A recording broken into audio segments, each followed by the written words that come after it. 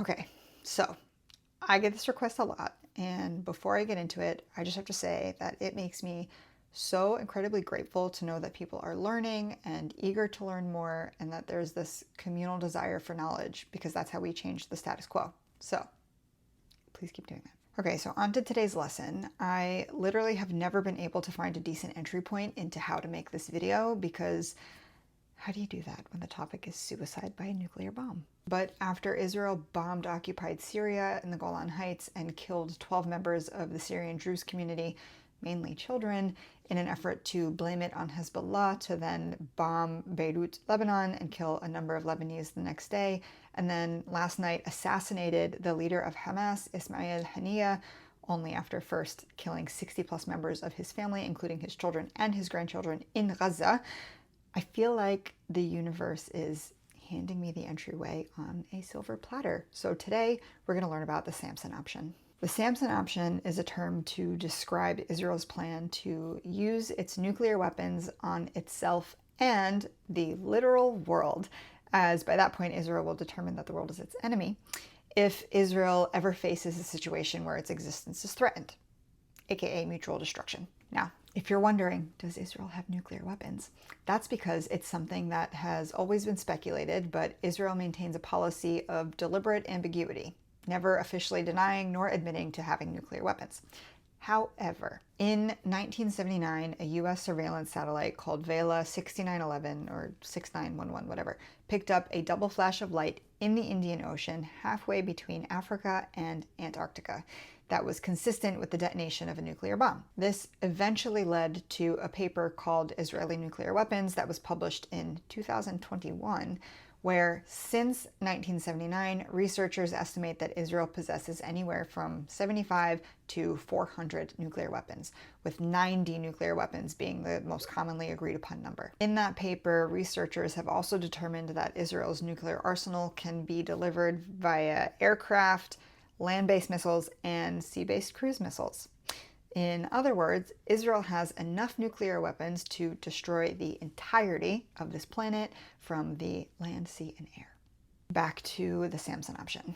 The name comes from the biblical story of Samson, who supposedly destroyed a Philistine temple by pulling down its pillars, saying, "Let me die with the Philistines," not only killing his enemies, but also himself.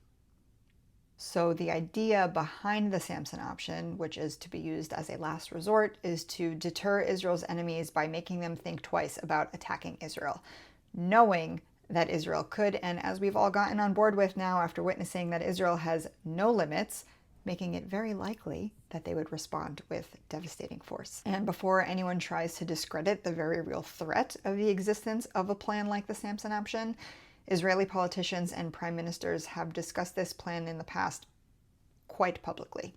Here are some of their quotes. Former Prime Minister Yitzhak Rabin was quoted in a 1983 interview in the New York Times saying, "Israel cannot afford to be defeated. We are not just a country that will go under if we lose a war.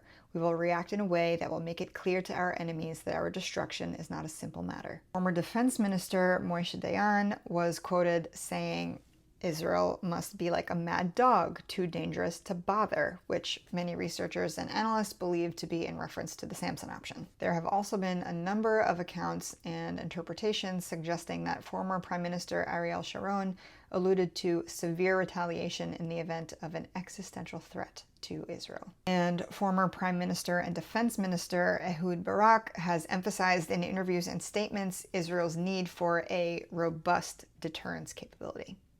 The key takeaway from all of these quotes being the acknowledgement of Israeli officials making sure the world knows that if Israel were to ever cease to exist, they would prefer to take the entirety of the world down with it.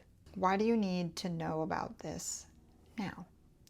Well, the events over the past few days that we spoke about in the beginning of this video all allude to the idea that Israel is pushing for a regional war in an effort to take over the entirety of the Levant and some surrounding areas to form that greater Israel that we discussed in another video about their ever-expanding borders on the map. Very simply, per the research and analyses by experts in the area, Israel has declared a war that it is not expected to win, and that could and likely will threaten the state's very existence.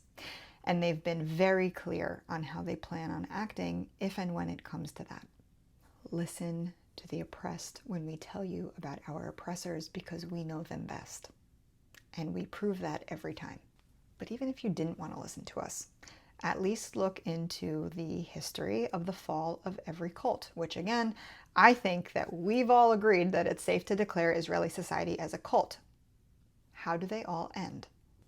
Murder-suicide, of course.